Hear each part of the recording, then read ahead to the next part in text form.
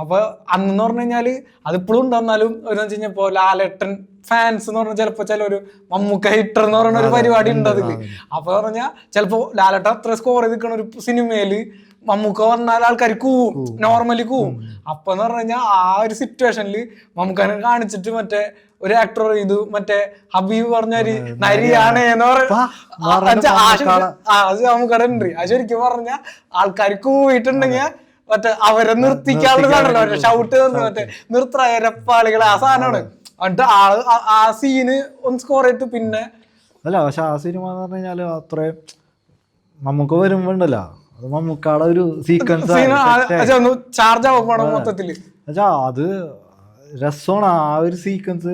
Cinema മൊത്തത്തിൽ രസമാണ്, എന്നാ പോലും ആ ഒരു സീക്വൻസിന് പ്രത്യേക ഫാൻ ബേസ് ഉള്ള പരിപാടി. പിന്നെ മമ്മൂക്ക വന്നിട്ട് അവിടെ കോടതി സീക്വൻസിൽ ആൾ വക്കീലാണോ അപ്പൊ അത് നല്ല